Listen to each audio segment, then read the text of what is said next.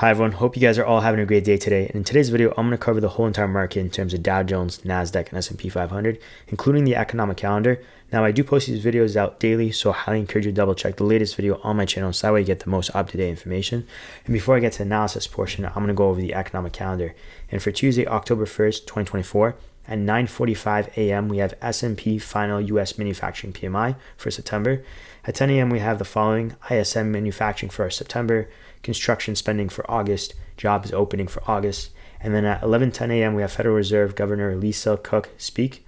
And then at 6:15 p.m., we have Richmond Fed President Tom Barkin, Atlanta Fed President Raphael Bostic, and Boston Fed President Suzanne Collins on a joint panel about technology-enabled disruption. And then to be announced, auto sales will be coming out for September as well. Now, in terms of the Fed, Jerome Powell stated that interest rates are still more interest rates are coming.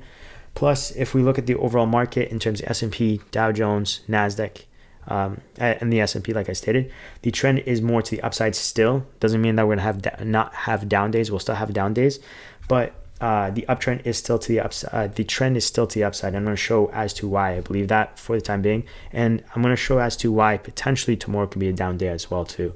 But the trend overall is still to the uptrend. So for the S&P 500, if we're looking at the 1 year chart, I'm looking at ETF SPY, ETF for the S&P 500, and closed at $573.86. This is MAC line. MAC line indicates if we're in a bearish or bullish movement, and for the time being, it's still in a bullish movement. It looks like it could be crossing over to a bearish movement sometime at one point in the near future, because we see somewhat relatively the buys kind of declining in terms of volume, and then also the fact that it's kind of arching down a little bit. But right now we had a massive buy volume come in later within the trading day of Monday, September 30th, 2024. So that could add fuel to the fire to the uptrend, but I still think it's more to the uptrend because if you look at the 5 year chart, the MAC line just started basically for the most part in the past few trading days becoming the bullish movement. Now, does it have to continue to upside? Can it get pulled down? It can get pulled down regardless of crossing over to a bullish movement. But with the indications of the other markets as well showing upside, I still think the trend is to the upside for the time being. Mind you, there'll still be down days here and there, but we're still going to the upside for the most part. All chart as well, still strong, showing upside bullish movement for Nasdaq. And I'm going to show some pretty important levels, by the way, but just to go through the MAC lines, Nasdaq ETF QQQ ETF for Nasdaq closed at $488.07. 1 year chart basically looking like the same for S&P, but still bullish movement. And then if we look at the 5 year chart, about to cross over to a bullish movement, not quite there, but about to get there. So I think still we have more room to grow. But again, we are at a poor level that there's a reason why I'm expecting tomorrow maybe could be a down day at one point. And then the all chart bullish movement as well. Dow Jones 1 year chart, if we go to it, still bullish movement, showing the exact same thing as S&P and Nasdaq. And then 5 year chart, stronger than ever basically for the upside. And then the all chart, same thing, upside as well. So the trend is more to the upside. Now, in terms of important levels, if we're looking at ETF SPY, ETF for the S&P 500, we have a channel dating back since 2010, upward trend resistance line. Mind you, the market was still going up. It doesn't mean it wasn't, right? Every time it went up to this level, it was pretty much getting knocked down for the most part. And the thing is too, we're in the mid zone. So here's an upward trend support level. There's a bunch of touch points on the way up. And right now we're in the mid zone. Doesn't mean that we have to go up to this upward trend resistance line and then start coming down, because we've had, for example, times where we're in the mid zone and still came down to the support level. But I want to show that the S&P does have more room to the upside. And then again, we could always get pulled down to the support level, but I'm not expecting that based off MAC lines. Plus more rate cuts are coming. But mind you, at the same time, if you look at past times in the history, when the Fed starts cutting interest rates, at some point, I would say usually it looks like about maybe 6 months down the line or something. At some point, the market starts getting pulled down dramatically in terms of reactions of the effects of the rate cuts. But technically, the rate cuts should be beneficial because, again, it's supposed to stimulate the economy because companies will borrow that money in anticipation of getting more return on their investment versus how much interest rate they're paying on that borrowed money. And then it stimulates the economy because they'll hire more people. For example, they use that funds for research and development, hire more people for that research and development, and then the funds circulate the economy. And basically that's it, yeah. So then now for Nasdaq, the reason why I state that tomorrow could be a down day potentially is we have the same upward trend resistance line dating back since 2010 for Nasdaq as well. The only difference is even though the market was still going up, doesn't mean it wasn't, like even though it was getting knocked down with upward trend resistance line, doesn't mean it wasn't still going up. But the difference is in 2020 to 2022 did break through it, and then came back underneath and had issues passing it in February or March of 2024. And then in July of 2024, all the markets, S&P, Nasdaq, and Dow Jones, created all-time highs, and then we came back underneath it again. So this is the upward trend resistance line dating back since 2010. This is the time frame of July 2024, created all-time high for all three markets, and then came back underneath. And then again, this is the line of 2010.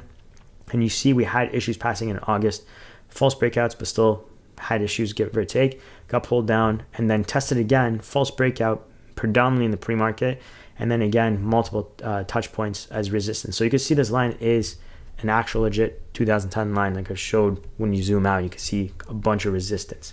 The reason why I'm indicating downside potentially for tomorrow is because for the 1 month, 3 month, and 6 month, for the Nasdaq, S&P, and Dow Jones, they're kind of showing downside for their MACD lines.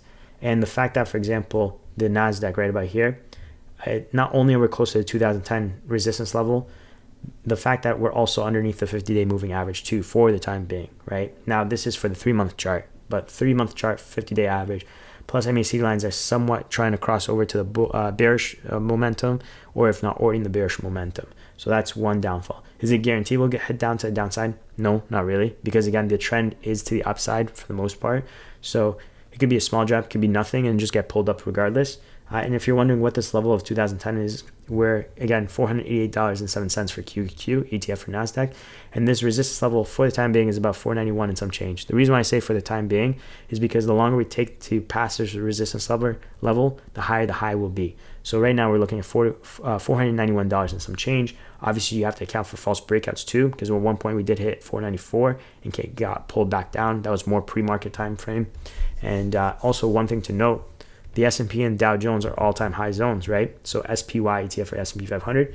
If I zoom out for the whole entire chart, all-time high zone. And we're actually there too. If I zoom in, 3-month chart, you can see pretty much we created all-time highs recently and pretty much hovering around the same zone, give or take, right? Just above the moving averages. And then Dow Jones, same thing, all chart, zoom out. You can see all-time high zones. Go to 3-month chart right about here to zoom in. Created recently the all-time high a couple trading days ago, on Friday actually specifically, and we're still hovering on that zone. Nasdaq is the only one, again, looking at ETF QQQ. Let me just zoom out so you could visually see.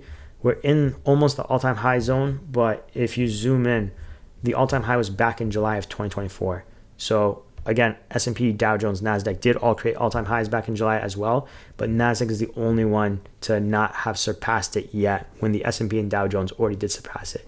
So there's a chance, for example, moving forward, even though the uptrend is to the upside, but as I showed, for example, the 1-year chart could potentially start crossing down, and it could be an early indication of the market start getting pulled down.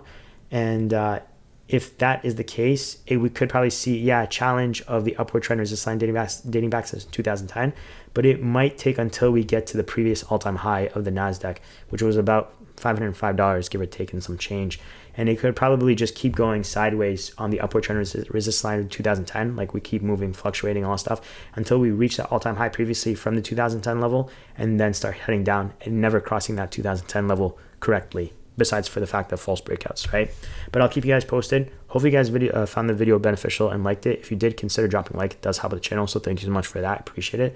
And I do post these videos daily, so I encourage you to not double check, but follow and subscribe so you'll be notified when I do upload those videos. Thanks again for watching. Take care. God bless and peace.